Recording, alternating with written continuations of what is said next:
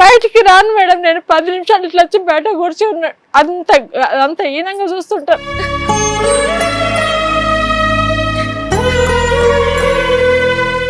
ఇవన్నీ మీరు ఇంటి దగ్గర మీ అమ్మాయికి ఇలా ఎక్స్ప్రెస్ చేస్తుంటే ఆవిడ ఒక డెసిషన్ తీసుకొని ఇక్కడికి వచ్చేది కదమ్మా. చెప్తూనే ఉన్నా మేడం, వినట్లా, ఎందుకు వినట్లా వాడే కావాలా వాడే కావాలా కదా.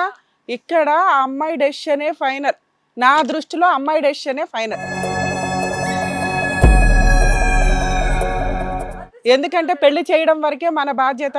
భర్తతో కలిసి ఉండాలా వద్దా, లీగల్గా వెళ్ళాలా అనేది తను మాత్రమే డెసిషన్ తీసుకోవాలి. మనకి మన అమ్మాయి అపురూపంగా నచ్చలేదు, ఆ అపురూపంగా కష్టాలు పడుతుంది కాబట్టి అమ్మాయిని వెనక్కి తెచ్చేసుకుందాం అనే రైట్స్ మనకి లేవు. ఆ అమ్మాయి మీతో వచ్చేస్తానంటే ఇప్పటికిప్పుడు మీతో పంపించేస్తా, అమ్మాయి మీతో రానంటుంది. రానంటున్నప్పుడు మేమేదో హడావుడి చేసి కౌన్సిలింగ్లు ఇచ్చి పంపించడానికి ఇప్పటిదాకా సార్ ట్రై చేసింది అదే. అయినా అమ్మాయి 1 పాయింట్ కూడా చేంజ్ అవ్వాల. నాకు భర్త కావాలండి అనే మాట్లాడుతుంది. దాని గురించి మాట్లాడదాం ఆగండి కాసేపు. నిన్న కూడా అదే అంటుంది, నువ్వు రా. ఇప్పుడు కూడా అదే మాట్లాడుతుందమ్మా. నేను 1/2 అవర్ నుంచి సైలెంట్ గా ఉన్నా, వింటున్నా. ఇప్పటికీ తన స్టిల్ నా భర్త సూసైడ్ చేసుకుంటాడండి అంటుంది. ఆ అమ్మాయికి ఏం చేయాలనేది ఆలోచించాలి కదా ఇక్కడ. అమ్మ లక్ష్మి గారు మీరు వినండి తల్లి, ఇది మీ అమ్మ ప్రాబ్లమో మీ అత్తగారి ప్రాబ్లమో మీ బావదో కాదు, నీది నీ హస్బెండ్ది. ఇలాంటి వ్యక్తి నీకు కావాలా అని నేను ఇప్పటికీ 5 times అడిగా. లాస్ట్గా అడుగుతున్నాను, చెప్పండి. మీరు ఏదంటే అదే చేస్తాను నేను. చెప్పు నాన్న. ఒక చివరి ప్రయత్నంగా అంటే ట్రీట్మెంట్ తీసుకొని ఏదైనా మారి ఒక చివరి ప్రయత్నంగా మేడం చేస్తా అన్నాడు కదా సార్, చేస్తా అన్నాడు కదా. నాన్న వినండి, మీ కేసు గురించి అమ్మా. ట్రీట్మెంట్ అంటే ఆల్రెడీ నేను ఫైనాన్షియల్ గా మొత్తం కొలాబ్స్ అయ్యాను మేడం. ఏదన్నా గవర్నమెంట్ ట్రీట్మెంట్ అట్లాంటిది ఏదైనా ఇప్పించగలిగితే చాలా హెల్ప్. అమ్మా నేను ఫ్రీగా ఇస్తానమ్మా ట్రీట్మెంట్, మేముంటాం నేను వెనకాల. ఫ్రీగా ఇస్తాను. ఒకప్పుడు లాంగ్ వినమ్మా ఒక్క నిమిషం. 2 నేను ట్రీట్మెంట్ ఫ్రీగా ఇస్తాను. ఒకప్పుడు లాంగ్ టర్మ్ అడ్మిషన్ ఉంది అంటే కనుక అప్పుడు మనం గవర్నమెంట్ హాస్పిటల్కి రెఫర్ చేసుకోవాలి. ప్రైవేట్ హాస్పిటల్స్లో అడ్మిషన్స్ ఉండవు. ఓకే, ఆ 2 మనం ఏర్పాటు చేయాలి. అమ్మ ఇక్కడ నువ్వు నాకు భర్త కావాలండి, భర్తను మార్చి ఇవ్వండి అని వచ్చావు, ఒక పాయింట్. 2 నాకు ఫైనాన్షియల్ ప్రాబ్లమ్స్ వచ్చినాయండి నా భర్త వల్ల, అవి క్లియర్ చేయండి అని వచ్చావు. వీటి గురించి నేను నా వర్షన్లో ఎక్స్ప్లెయిన్ చేస్తాను, ఒకసారి వినండి. ఓకే. మీ హస్బెండ్ చెడ్డోడు, మీ హస్బెండ్ మంచోడు కాదు, మీ హస్బెండ్ పూచోడు, ఇవన్నీ ఓకే. కానీ అతనికి ఉన్న డిప్రెషన్ వల్ల అతన్ని మార్చుకోవడానికి ఎవడూ ప్రయత్నించలా ఇప్పటిదాకా, నువ్వు తప్ప. నువ్వు అంత ఓపిక చేసుకొని తన్నులు తిని అయినా కూడా నువ్వు వెళ్తున్నావంటే అది నీ అవసరం, నీ మంచితనం. ఈ 2 ఈక్వల్గా ఉండడం వల్ల నువ్వు అతను ఎన్ని రకాలుగా నిన్ను హింసిస్తున్నా, ఒక ATM కార్డు లాగా వాడుకుంటున్నా, నా భర్త నా పిల్లోడు నా కుటుంబం అని అనుకుంటున్నావు తప్ప మీ అమ్మా నాన్న కొంచెం కూడా ఎంటర్టైన్ చెయ్యట్లేదు ఈ 4 సంవత్సరాల నుంచి. మీ అత్తగారిని నువ్వు అమ్మ అని పిలుస్తున్నావు చూసావా. నిజంగా మీ ఇద్దరి రిలేషను ఎంత హ్యాపీగా అనిపించిందంటే నాకు ఫోన్ మాట్లాడిన తర్వాత, ఒక కోడలు కోసం అత్త తాపత్రయపడుతుంది, ఒక అత్త కోసం కోడలు తాపత్రయపడుతుంది. ఇంత అద్భుతమైన రిలేషన్స్ ఎక్కడుంటాయమ్మా. గోంగూర మొగుడు ఉంటే ఉంటాడు, లేకపోతే పోతాడు. మీ అత్త మా కోడళ్ళ రిలేషన్ అయితే లైఫ్ లాంగ్ కంటిన్యూ అయ్యేలాగా ఉంది. నీలాగా నువ్వు ఎలా బాధపడుతున్నావో మీ అత్తగారు కూడా అలాగే బాధపడిన ఒక స్త్రీ. 3 ఏళ్లకే భర్త వేస్ట్ ఫెలో అయితే 2 పిల్లల్ని తల్లిదండ్రుల దగ్గర వదిలేసి వేరే స్టేట్ వెళ్ళి వేరే కంట్రీ వెళ్ళి ఆవిడ సంపాదించుకుంటూ పిల్లల్ని పోషిస్తుంది. అప్పుడు పిల్లలు ఎలా పెరుగుతారు? ఎవరు ఇది లేని వాళ్ళు. మీ బావ అంటే బాగానే పెరిగాడు, ఏదో సంబంధం వచ్చింది. మీ ఆయన గాలికే పెరుగుతున్నాడు ఇక్కడ. ఆవిడ కంట్రోలు చేయలేదు, ఆవిడకి తెలియదు. నీ చేతిలో పడిన తర్వాత అతను నీ గురించి మాట్లాడుతున్నవన్నీ అబద్ధాలని నీకు తెలుసు. నిన్ను బాధ పెట్టడానికి, నిన్ను హింసించడానికి, ఒక వైఫ్ని హింసించడానికి ఒక భర్తకు ఉండే టార్గెట్ నోటి జారడం, చెయ్యి జాడించడం. ఆ నోరు ఎక్కడి దాకా జారుతుందంటే నీ క్యారెక్టర్ అసాసినేషన్. భూప్రపంచంలో ఎవడో అనడు నిన్ను క్యారెక్టర్ అసాసినేషన్ చేయడానికి.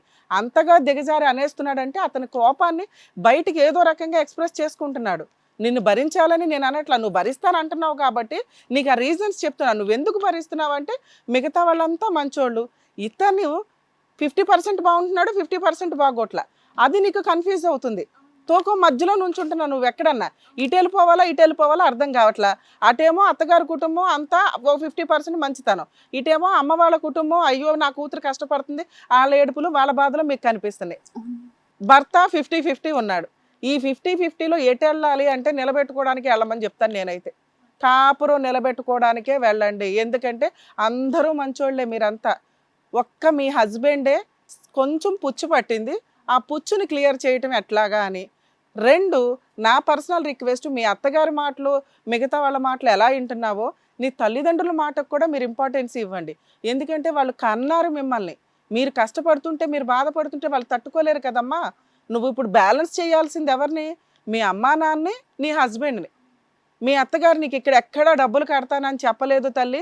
ఆ ఫోన్ కాల్ నేను విన్నంతలో ఆవిడ ఏమన్నారంటే, అమ్మ నా కోడలు నాకు తెలియకుండా అప్పులు చేసి నా కొడుక్కి ఇచ్చింది నిజమే, కానీ నాకు ఇప్పుడున్న ఫైనాన్షియల్ పరిస్థితులకి నేనే అప్పులు తీరుస్తున్నాను, అయినా నా కోడలికి 2-3 లక్షల దాకా పంపించా, అయినా అమ్మాయికి బోళ్ళంత అప్పులు ఉన్నాయి. ప్రజెంట్ ఒక ప్రాపర్టీ ఉంది, అదొక 20 లక్షలు వాల్యూ చేస్తుంది, మా అబ్బాయి 4 పీకి మా కోడల పేరు మీద రాయించేయండి అంటుంది.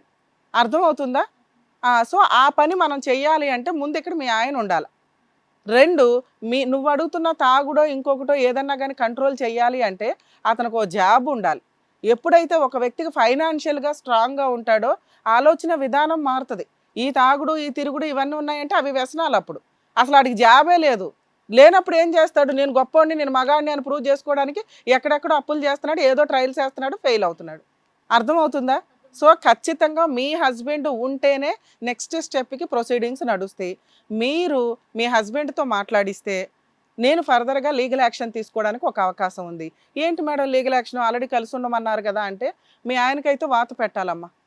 మీ ఆయన ఏమనుకుంటున్నారంటే, మా ఆవిడ ఇలాగ ఉంది కదా, డిజేబుల్డ్ కదా, నేనంటే విపరీతమైన ప్రేమ టన్నులు ఉంది కాబట్టి నన్ను వదలదు అనుకుంటున్నాడు.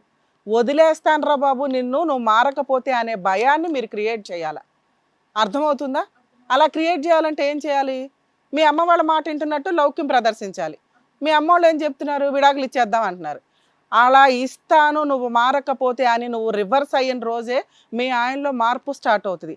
మీ ఆయన ఎటువంటి సూసైడ్ చేసుకోవడమ్మా, అవన్నీ నీ ప్రేమతో ఆడుకుంటున్న డ్రామాలు. అర్థమవుతుందా? అతను అసలు సూసైడ్ చేసుకుంటాడు అనేది నీ బ్రెయిన్లోంచి తీసే.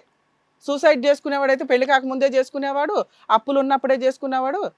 నువ్వు కాలుతో ఒక్క దాన్ని గుమ్మం అవతల పడేస్తే మార్పు అప్పుడు స్టార్ట్ అవుతుంది. వాళ్ళమ్మ అది చేయలేకపోయింది, ఎందుకంటే వాళ్ళమ్మ వేరే కంట్రీలో ఉంది. కొడుకు జీవితం నాశనం అయిపోతుంటే ఎవరు ఏమైనా ఊరుకోలేరు కదమ్మా.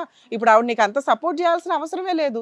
ఏమని ఏం చేసుకుంటావు చేసుకోమా, వాడు ఒక్కడే కదా జైలుకి వెళ్తాడు, కేసులు ఫైల్ చేసుకో, అయిపోయే. ఎక్కడో ఉన్న ఇల్లు అమ్మేస్తాడు, నీకు ఫుల్ అండ్ ఫైనల్ సెటిల్మెంట్ చేస్తాడు. అది ఎప్పుడైనా జరిగిద్ది. నిలబెట్టుకోవడానికి 2-3 ప్రయత్నాలు చేయడంలో డౌటే లేదు. కానీ నిన్ను అతనితో కలిసి కాపురం చేయమని నేను చెప్పట్లా. అర్థమవుతుందా? 1 కేసు ఫైల్ చేయాలి మీ ఆయన మీద. 2 అసలు విడాకులు అనే మాట నీ కేసులో నుంచి డిలీట్ చేయి. నువ్వు విడాకులు ఇవ్వద్దు, ఆయన నీ భర్త, నువ్వు ఆయన భార్య, జీవితకాలం ఇలా నడవాల్సిందే. ఎందుకంటే ఆయనకి వాత పెడితేనే మార్పు స్టార్ట్ అవుతుంది. 3 అతన్ని అసలు ఇంట్లోకి రానివ్వకండి మీరు. అతనిలో మార్పు వచ్చి జాబ్ చేసి ఫైనాన్షియల్గా నీకు కొంత ఇన్కమ్ తెచ్చి ఇస్తున్నాను అంటేనే నువ్వు యాక్సెప్ట్ చేయి. తిరుగుతాడా, వేరే దాన్ని చేసుకుంటాడా, ఊరేగుతాడా, ఆయన తిరగని. మీ అత్తగారితోనూ నేను పర్సనల్గా మాట్లాడతాను. మీ హస్బెండ్తో మాట్లాడే వరకు నీ ప్రాబ్లంకి ఒక సొల్యూషన్ రాదు. మేము ఇలా చెయ్యాలి అంటే నువ్వు స్ట్రాంగ్గా ఉండాలి. మీ అమ్మ వాళ్ళు చెప్తున్నట్టే విను. నిన్ను విడాకులు ఇవ్వమని నేను చెప్పట్లా. నువ్వు అనకుండా విడాకులు రావు, గుర్తుపెట్టుకో. ఒకవేళ మీ హస్బెండ్ డైవర్స్ కేసు వేసినా ఇలాంటి కేసుల్లో కోర్టు డైవర్స్ ఇవ్వదు. అతను ఇష్టపడి పెళ్లి చేసుకున్నాడు, ఆర్య సమాజంలో చేసుకున్నాడు, ఓవర్ యాక్షన్ చేసి నీ దగ్గర బోల్ డబ్బు వాడేశాడు, మీ అత్తగారే ఎవిడెన్స్.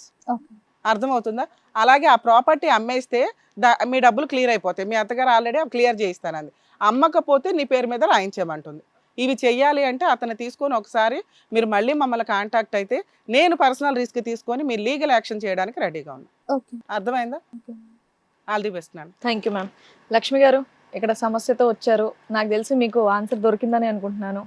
డాక్టర్ గారు చెప్పినట్టుగా ఏదో ట్రీట్మెంట్ కూడా ఫ్రీగా ఇస్తా అన్నారు కాబట్టి మీరు వెళ్ళండి. లాంగ్ ప్రాసెస్ అయితే వేరే హాస్పిటల్ కూడా సజెస్ట్ చేస్తానని చెప్పేసి అన్నారు. అండ్ అలాగే లీగల్గా ఏం కావాలన్నా రమ్య మేడం కూడా చేస్తానన్నారు. ఏంటి, మీరు జాగ్రత్తగా ఉండండి, ఆరోగ్యం కాపాడుకోండి. ఏమ్మా? హెల్త్ ఇష్యూస్ కూడా చాలా వచ్చినాయి మేడం. ఇప్పుడు ఎంతసేపు కూర్చోగలేదు, ఆమె ఇట్లా పడిపోతుంటది ఇట్లా. ఏం పర్లేదమ్మా, మీరు అసలు అవన్నీ గుర్తు చేయకండి. పిల్ల బాగానే ఉంది, స్ట్రాంగ్ ఉంది, స్ట్రాంగ్. ఇప్పుడు మీరు చెప్పినట్టే వినమని చెప్తున్నాను నేను. అలా చేస్తేనే అతను మారుతాడు. ఆవిడ వర్షంలో చాలా పర్ఫెక్ట్ గా ఉన్నారు. తను కూడా ఏంటంటే మేడం చిన్నప్పటి నుంచి చెప్తున్నాను కదా మేడం, మా మామయ్య గారు కూడా కొంచెం తనకి సపోర్ట్ సరిగ్గా లేకనే చిన్నప్పటి నుంచి కువైట్ అక్కడికి వెళ్ళి జాబ్ చేసింది మేడం. ఈ అబ్బాయి చేస్తానంటే తను కూడా బిజినెస్ పెట్టించింది, అందులో దివాలా తీపిచ్చేసాడంట మేడం. మెడికల్ ఏజెన్సీ ఏదో పెట్టిస్తే అది పాడు చేసేసాడంట. ఇవన్నీ మరి పెళ్లికి ముందు చెప్పలేదు మీ అత్త? చెప్పలేదు మేడం, పెళ్లి తర్వాతే తెలిసింది మేడం నాకు. అంటే పెళ్ళయ్యాక ఏమన్నా మారతాడు నా కొడుకు అని అనుకొని ఉంటది ఆవిడ వర్షన్ లో, అంతే పాప. తను అదే అనుకున్నారు మేడం, తను అదే అనుకున్నారు మేడం. కాబట్టి లక్ష్మి నీ వర్షన్ అంతా కూడా చెప్పావు, విన్నాము. మరి ఇప్పుడు డాక్టర్ గారు ఏం చెప్తారో విందాం. లక్ష్మి, ఇందాక నేను చెప్పినట్టుగా ఏంటంటేనమ్మా, నీకున్నది కంజెంటల్ బ్లైండ్నెస్. ఓకే, అది ఇంప్రూవ్ అవడానికి అవకాశం లేదు, అది నీకు తెలుసు. చాలా తెలివైనటువంటి ఆడపిల్లవి, గవర్నమెంట్ జాబ్ చేసుకుంటున్నావు, నీ ఐక్యూ అబౌవ్ 95 ఉంటుందని నేను అనుకుంటున్నాను. మామూలు తెలివితేటలు కాదు నీది. దురదృష్టం ఏంటంటే నీ తెలివితేటలు నీ భవిష్యత్తును కాపాడలేకపోయినాయి, అదొక్కటే ఇక్కడ problem.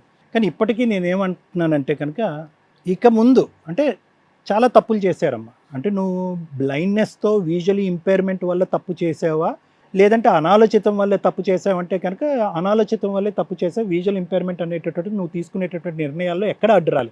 It was just blind faith అంతే. నీకు దేవుడు ఇచ్చినటువంటిది ఏంటంటే, నీ మనసు ఎంత మంచిదో నీ దగ్గరకు వచ్చేటటువంటి వాళ్ళు, నీ చుట్టుపక్కల ఉండేటటువంటి వాళ్ళు అందరూ కూడా అదే మంచి మనసు అని బ్లైండ్గా వెళ్ళటం అనేటటువంటిది నీ చిన్నప్పటి నుంచి మీ తల్లిదండ్రులు నేర్పించిందా, లేదంటే నీకుండేటటువంటి బాధ వల్ల లోకాన్ని అంతా కూడా అంత గుడ్డిగా నమ్ముతున్నావు అనేటటువంటిది ఒక వ్యవహారం. అయితే ఇక్కడ ఏంటంటే, first of all clear cut mistake అమ్మ. ఏదైతే పెళ్లి జరిగిందో కేవలం ఒకే వ్యక్తి, ఆ పెద్దరికంగా మధ్యలోకి వచ్చినటువంటి వ్యక్తి ముందుకొచ్చి పెళ్ళి. నేను చాలా మ్యారేజెస్ చూశాను ఎక్కడైతే కనుక ఒక కంప్లీట్గా ఏబుల్గా ఉన్నటువంటి పర్సన్ ఒక విజువలీ ఇంపేర్డో లేదంటే ఫిజికలీ ఇంపేర్డ్ పర్సన్ని పెళ్లి చేసుకోవటం అనేది చాలా సందర్భాలు చూశాను. ఇప్పుడు కూడా అటువంటి సంఘటనలు నా కళ్ళెదురుగుంటా వస్తూ ఉంటాయి. చాలా అంటే చాలా హ్యాపీగా ఉంటారు.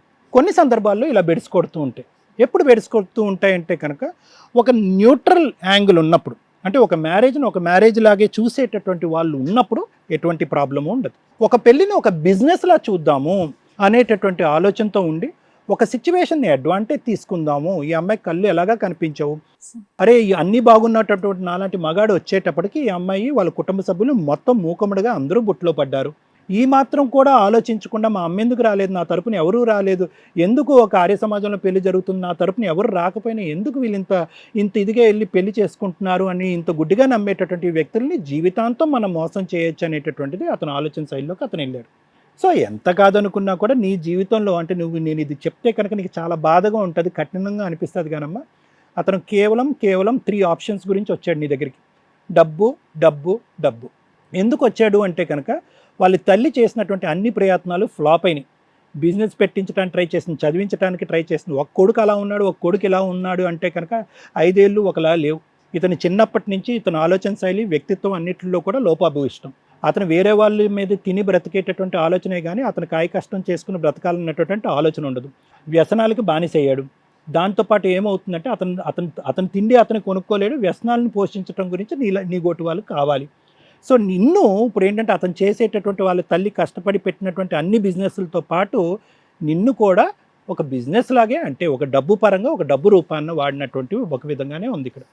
సో ఏంటంటే నీ ఏదైతే కనుక ఒక బ్లైండ్నెస్తో ఇప్పటి వరకు ఒక విజువల్ ఇంపైర్మెంట్తో హ్యాపీగా నువ్వు బ్రతుకుతున్నావు, అలా బ్రతికేటటువంటి నిన్ను మీ అమ్మ ఏంటంటే కనుక ముందుకు వచ్చి అమ్మ పెళ్ళి అనేటటువంటి కోరిక ఒక ఆశ చూపెట్టింది. అది న్యాచురల్. ఎందుకంటే వాళ్ళ తదనంతరం ఈ అమ్మ ఎలా బ్రతుకుతుంది అనేటటువంటి భయం ఆటోమేటిక్గా తల్లిదండ్రులు ఉంటుంది. కాబట్టి అందరు తల్లిదండ్రులకు చేసినట్టుగానే ఆవిడ కూడా నీ తరపున మాట్లాడింది. ఎటో చికెన్ దాని వెనకాతల ముందు చేయవలసినటువంటి వాకబు చేయలేదు. ఇప్పుడు జరిగినటువంటిది ఏంటంటే అందరి దేవుళ్ళ మధ్యన ఒక దుర్మార్గుడు ఉన్నాడా, లేదంటే ఎవరికి వాళ్ళు స్వార్థంగా ఆలోచించారా నీ పెళ్లి విషయంలో అనేది నా ఆలోచన అమ్మ. ఈరోజు ఏడుస్తూ మాట్లాడినటువంటి మీ అత్తగారికి నేను టోటల్గా ఇది సపోర్ట్. ఎందుకంటే కనుక ఆవిడ డబ్బులు ఇవ్వడానికి ముందుకు వస్తుంది, నువ్వు కష్టాల్లో ఉన్నా కూడా నేను సపోర్ట్ చేస్తుంది, అమ్మ సర్దుకుపోవమ్మా అని చెప్తుంది, అన్నీ బాగానే ఉన్నాయి. కానీ నేను చిన్న వయసు నుంచి నా చిన్న కొడుకుని మార్చుకోవాలనుకున్నాను, మార్చుకోలేకపోయాను. వాడు అన్ని వ్యసనాలకి బానిసయ్యాడు, డబ్బులు ఊరికే తగలబెడతాడు, వాడు సెటిల్ అవ్వలేడు, వాడికి ఉద్యోగం లేదు, వాడికి బిజినెస్ రాదు, డబ్బులు తగలబెట్టడం తప్ప వాడికి ఇంకొక ఆలోచన లేదు అనేటటువంటి చరిత్ర మీ పెళ్ళి అయ్యాక వాళ్ళ కొడుకు గురించి తెలిసిందా, ముందే తెలుసా? పెళ్లి చేస్తే పిచ్చి కుదురుతుంది అనేటటువంటి పాతకాలపు ఆలోచన, లేదంటే ఆవిడ స్వార్థం ఏంటంటే వీడు ఇలా విచ్చలవిడిగా తిరుగుతున్నాడు కాబట్టి పెళ్లి చేసేస్తే వీడు గాడిలో పడతాడని చెప్పి నీ మెడకు వేయలేదమ్మా? నాకు తెలియక అడుగుతా. నాకు తెలీదు అసలు, తెలిసింటే నేను పెళ్ళే ఎన్ని వ్యాపారాలు చేశాడు, అమ్మ ఒక్కటి చాలమ్మా, ఒక్క మెతుకు చాలమ్మా అన్నం ఉడికిందో లేదో తెలియటానికి. ఎన్ని వ్యాపారాలు చేశాడు, ఎంత స్థిరపడ్డాడు, ఎంత వాళ్ళ తల్లి మీద డబ్బుల గురించి ఆధారపడ్డా. అమ్మ తెలియకపోవటం ఏమీ కాదు. ఆవిడ ఏంటంటే ఒక తల్లి ఒక బిడ్డను కాపాడాలనేటటువంటి ఉద్దేశంతో మీ తల్లి ఎలాగైతే నీకు పెళ్లి చేయాలనే ఒక మంచి ఉద్దేశంతో ముందుకు వచ్చిందో, అక్కడ ఏంటంటే కొడుకుని ఏదో విధంగా కాపాడాడు. వాడు సెటిల్ అవ్వకుండా విచ్చలవిడిగా రోడ్ల మీద పడి తిరుగుతున్నాడు, వ్యసనాలకి బానిసయ్యాడు. ఎవరున్నారు, ఏ అమ్మాయి చేసుకుంటుంది? వీడి చరిత్ర గురించి, వీడి హిస్టరీ గురించి మీ అంత గుడ్డిగా ఎవరు తవ్వకుండా ఎవరు చేసుకుంటారు? మీరు ఒక్కలే బ్లైండ్ ఫెయిత్తో వెళ్ళి వచ్చినటువంటిదే బంగారంలాగా పుచ్చుకొని పక్కన కూర్చోపెట్టి ఆర్య సమాజంలో ఆ తరపున ఎవరు రాకపోయినా మీరు పెళ్లి చేసుకున్నారు. ఎవరు వస్తారు? సో మీరు బుట్లో పడ్డారు కాబట్టి వెనక ముందు కూడా మీరు చూసుకోకుండా చేసుకున్నారు. దొరికిందే ఛాన్స్ అన్నట్టుగా అతను మిమ్మల్ని ఇష్టాంశం. ఎన్ని మిస్టేక్స్. అది ఒకటి. డబ్బులు వచ్చాడు, తన్నాడు, పంచాయతీ పెట్టావని చెప్పి నేను నీ మీద కక్ష పెట్టుకున్నాడు, తాగుడికి బానిసయ్యాడు. మామూలుగానే నీకుండేటటువంటి బాధతో మనందరికీ మనసు తరుక్కుపోతుంది. అలాంటిది ఎటువైపు నుంచి చెయ్యి వస్తుంది, ఎటువైపు నుంచి కాలు వస్తుంది అనేటటువంటిది అర్థం పద్ధం లేకుండా తాగినటువంటి మత్తు అని నేను అననమ్మా. ఎందుకంటే ఇది తాగటం ఒకటే కాదు, ఇక్కడ వ్యక్తిత్వపరమైనటువంటి లోపం ఉంది ఇతనిలో.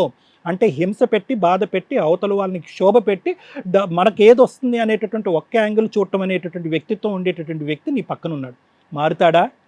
ట్రీట్మెంట్కి తీసుకొచ్చా. ఇందాక నేను సాయమ్మ గారికి చెప్పినటువంటి మెసేజే నీకు చెప్తున్నాను. కౌన్సిలింగ్ ట్రీట్మెంట్ అతనికి కావాలా, లేదంటే కనువిప్పు నీకు కావాలా? కనువిప్పు కలిగించేటటువంటి కౌన్సిలింగ్ నీకు కావాలా? లేదు సార్ ఒక్క ఆశతో మీ దగ్గరికి వచ్చాను అంటే కనుక నీ గురించి నేను ఇంకొక ప్రయత్నం అయితే చేస్తా. అతనితో మాట్లాడతా, మళ్ళీ కౌన్సిలింగ్కి ట్రీట్మెంట్కి రమ్మంట. వస్తాడేమో చూద్దాం. కన్సిస్టెంట్గా ఇంతకాలం ట్రీట్మెంట్ ఉంటుంది, ఇంతకాలం కౌన్సిలింగ్ ఉంటుంది, ఇది నడిచినంతకాలం నువ్వు తాగేవా, ఆ అమ్మాయి నీకు దక్కేదానికి అవకాశం లేదు అని కూడా మనం చెప్దాం. అది ఇష్టపడి ముందుకు వస్తే వెళ్ళనుకో. కష్టపడ్డాడు అనుకోండి, ఇష్టం లేదనుకోండి, ఇంకా నువ్వు పట్టినటువంటి కుందేలకు మూడే కాళ్ళు అన్నట్టుగా అతను మార్చేటటువంటి ప్రయత్నం దయచేసి వద్దు. ఇది ఒక ఆఖరి ప్రయత్నంగా మనం ఒక అగ్రిమెంట్కి వద్దాం. నీ అప్పు ఏదైతే ఉందో మీ అత్తగారు తీరుస్తానన్నారు కాబట్టి అది అక్కడితో సాఫీ అవుతుంది. కానీ నేను పెళ్లి చేసేసుకున్నాను, తాగితేనే చెడ్డోడు, తాగకపోతే మంచోడు అంటే కనుక మంచోడు చెడ్డోడు అనేటటువంటిది తాగుడు వల్ల కాదమ్మా, వ్యక్తిత్వం వల్ల వస్తుంది. ఇప్పుడు తాగుని మైకంలో నేను చంపేస్తే ఏమవుతుంది? అప్పుడైనా చచ్చిపోతావు కదా. అప్పుడు పరిస్థితి ఏంటి? తగలరాని చోట తగలకపోవటం వల్ల ఈరోజు నువ్వు నా పక్కన కూర్చొని మాట్లాడుతున్నావు కదా. ఇట్లా మూతి ఇట్లా అంటే ఏం తగిలిందంటే చూడక బాత్రూమ్కి వెళ్తుంటే తగిలిందంటే, కొట్టిన దెబ్బ తెలియదంటే తల్లిని ఇన్ని రోజుల నుంచి పెంచి మూతి ఇట్లా అయిపోయిందంటే, కన్ను ఊర్లో కూడా కొట్టిండండి, కన్ను కూడా ఇట్లా మూసుకుపోయింది.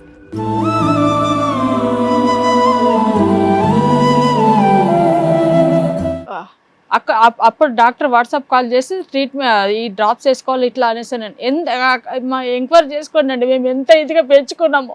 3 ఏళ్ళలో మా జీవితాలు పాడు చేసేసిండి.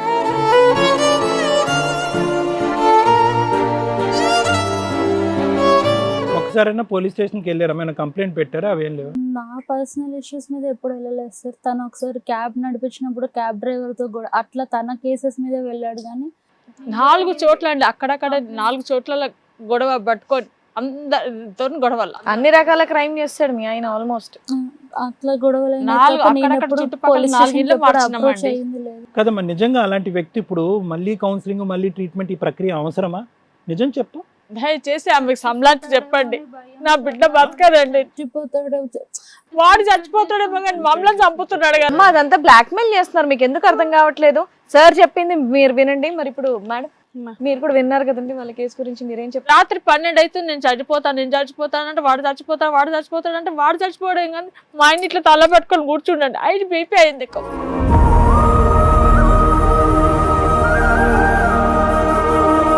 మీ పేరెంట్స్ గురించి కూడా ఆలోచించాలి కదమ్మా లక్ష్మి. మేడం ఏమనంటే మీ దగ్గర కూడా ఉండను, నేను ఎక్కడన్నా పోయి ఉంటాను అంటే అది కరెక్టా మేడం? చెప్పండి మీరు. ఏం చేద్దాం? మీ అమ్మాయి మీ మాట వినట్లా, ఏం చేద్దాం? దయచేసి మీరు చెప్పండి. నా మాట వింటలేదు. విన్నారు కదా, నా బాధ విన్నారు, ఆమె బాధ విన్నారు. మాకు ఇట్లాంటివి తెలియదు మేడం. నేను వీళ్ళు ఇట్లా ఉన్నారని ₹1 ఎవరు సాయం తీసుకోలేదు మేడం. నేను నా పిల్లల మీద జాలి చూపించాలని కోరుకున్నా, ప్రేమ చూపించాలని. సరే మా నాన్న కూడా ఎంత పేరు కాంచు ఎట్లా ఇది చేసుకుని ఇట్లా వద్దు. నా పిల్లలను ఆర్టీసీ బస్సులో ఫ్రీగా ఇస్తారు కదా మా బస్సులో అంటే మా నాన్నతో కూడా పడినండి. మాకు కొంచెం ప్రాబ్లమ్స్ ఉన్నప్పుడు ఏమనుకుని అంటున్నాను నా పిల్లల్ని అనేసి. నేను మీ అమ్మాయికి ఇలా ఉంటే వేరే పెళ్లి చేసేవాళ్ళమ్మా? మీరు మంచోళ్ళు అనుకునే కదా చేశారు ఆ అబ్బాయిని? అదే కదా మంచోడు కాదు కాబట్టి కట్ చేసేస్తారా? వాడిని కాళ్ళు మొక్కినాను మేడం, నేను మంచిగా ఉండరానైనా నాకు కొడుకులు లేనందుకు మీరు మంచిగా ఉండండి, మాకేం పెట్టకుండా సరే మీరు మంచిగా ఉండండి, ఇంకేం అనాలమ్మా. వాళ్ళ అమ్మ కూడా ఏడ్చింది, నువ్వు మార్చమ్మా అంటే వాడు ఎంత గలీజు మాటలు తిట్టినా మేడం. నేను చెప్తున్నా కదా, నా పెళ్ళి 35 సంవత్సరాలు అవుతుందండి, నా మొగుడుతో కూడా ఒక మాట పడలేదు, అన్ని మాటలు అన్నా కానీ పోనీలే అనుకోండి, ఇంకెంత భరించాలండి చెప్పండి. మీ అమ్మాయికి భర్త కావాలమ్మా, మీరు అట్లా గబుక్కుని అనొద్దు. ఏమండి పోయేవాళ్ళు చెప్పరండి, పోయేవాళ్ళు డైరెక్ట్ గా పోతారు. నాన్న నువ్వు రమ్య గారిని నమ్ముతున్నావు కదా, నేను చెప్తున్నా మీ ఆయన సూసైడ్ చేసుకోడు, ఇంతే, నువ్వు ఫిక్స్ అయిపో. మిగతాది ఎలా మార్చాలనేది మనం ట్రై చేద్దాం. మీరు మమ్మల్ని నమ్మితేనే కదా మేము ట్రై చేసేది ప్లస్ అవుతుంది. Okay ma'am. మీరు కూడా అయ్యో అలా కాదేమో డిప్రెషన్ లోకి వెళ్తే ఆ వర్కౌట్ అవ్వదు. 6th సెన్స్ తో చేద్దాం ఏ పని అన్నా కానీ. ఓకే వినేవాళ్ళు ఉంటే చెప్తానే ఉంటారు, అవన్నీ పట్టించుకోకండి, మంచిగా తిని ఆరోగ్యంగా ఉండి మీ పని మీరు చేసుకోండి. చనిపోతున్నాను. ఇప్పుడు ఆ అమ్మాయి నమ్ముతుందమ్మా, ఆ అబ్బాయి సూసైడ్ చేసుకోడు, ఆ అమ్మాయి లీగల్ గా దిగుతుంది, అతను వస్తే కౌన్సిలింగ్లు ట్రీట్మెంట్లు నడుస్తాయి. అది ఏమ్మా జాగ్రత్త.